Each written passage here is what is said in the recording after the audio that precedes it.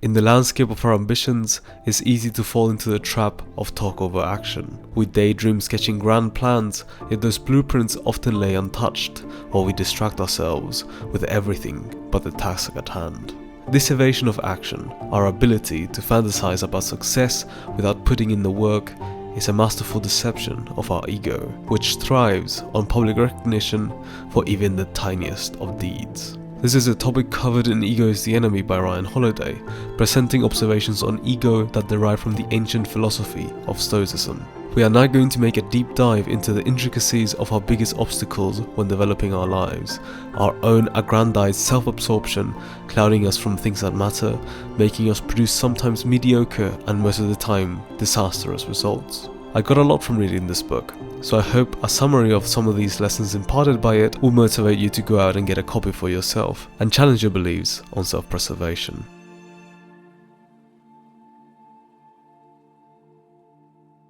Part 1. Aspire. It's impossible for a man to learn what he thinks he already knows. Epictetus.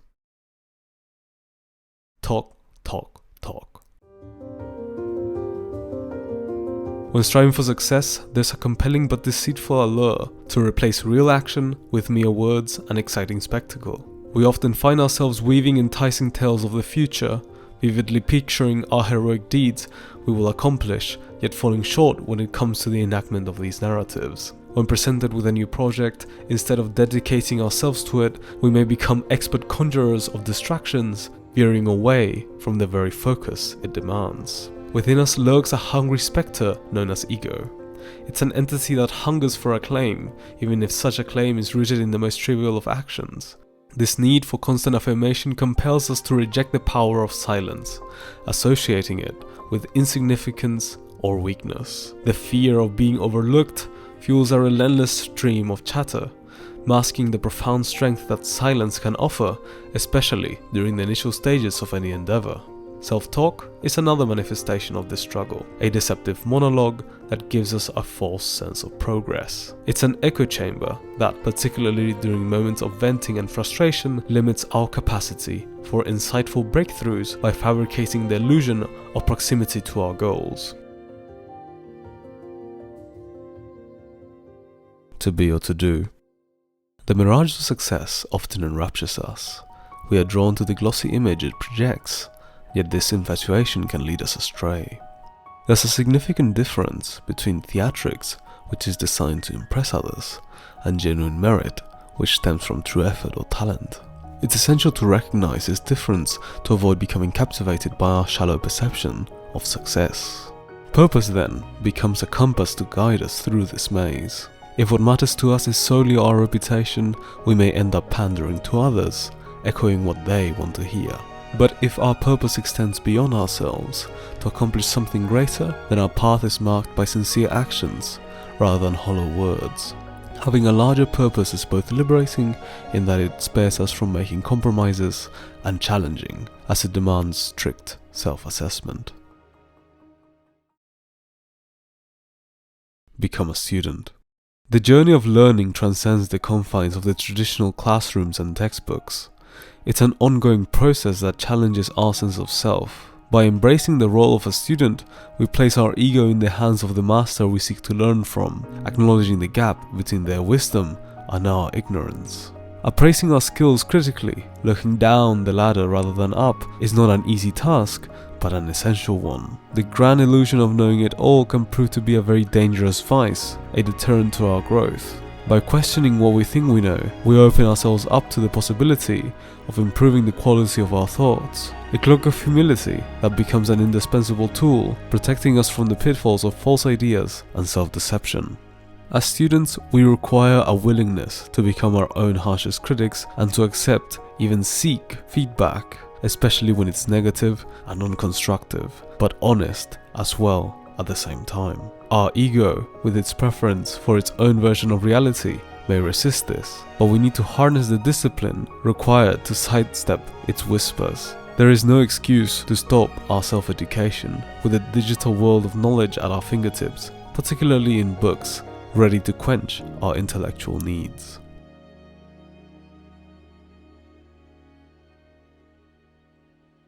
Part 2. Success. There was no grand narrative. You should remember, you were there when it happened. Ryan Holiday. Don't tell yourself a story.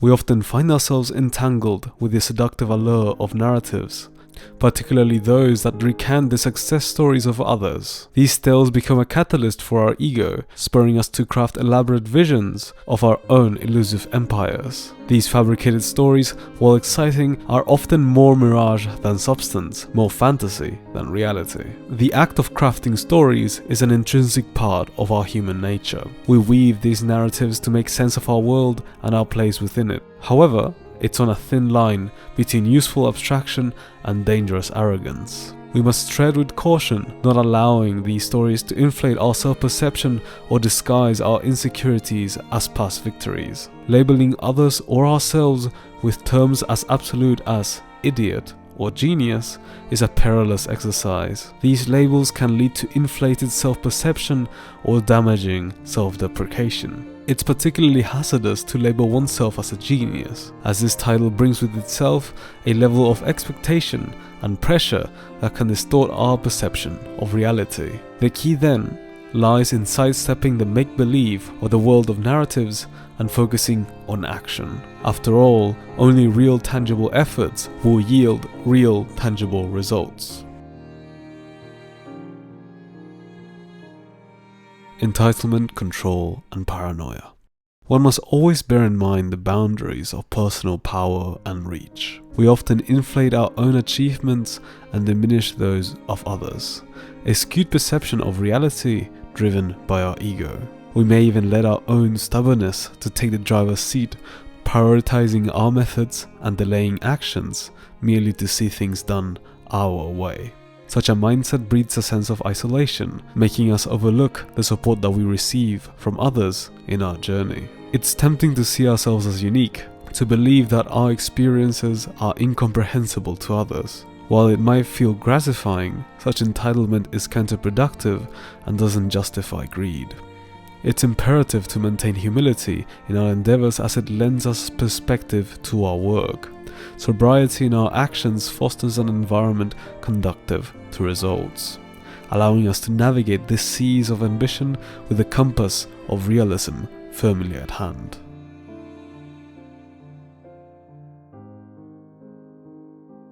Part 3. Failure. We suffer more in imagination than in reality. Lucius Seneca. A lifetime or dead time. In the course of our lives, we experience two kinds of time, dead and alive. Dead time is when we find ourselves passively waiting, held in useless procrastination, while alive time is when we make the most of each moment, relentlessly learning and improving.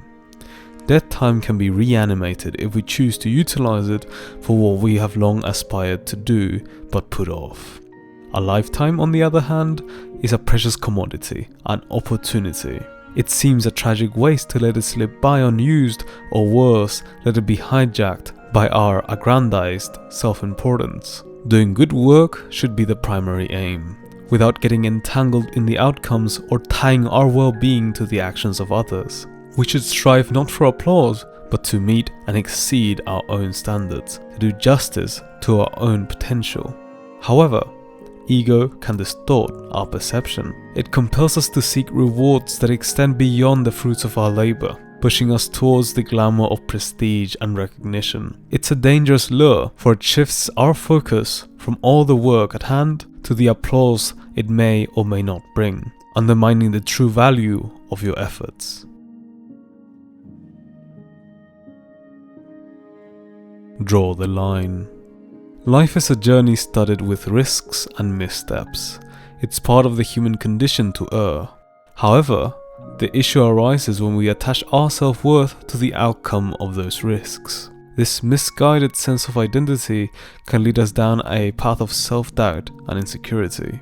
Moreover, tying ourselves to the outcomes that we have, we paradoxically evade responsibility, blaming failures on circumstances rather than our own actions or decisions.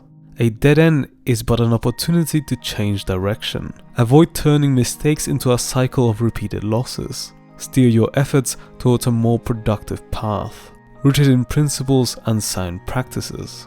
Remember that the more we possess, the more we feel compelled to protect. Our ego building fortresses around material and immaterial achievements alike.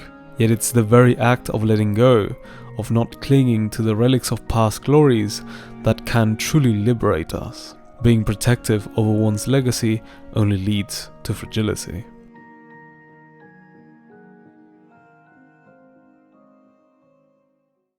And that's all for this video.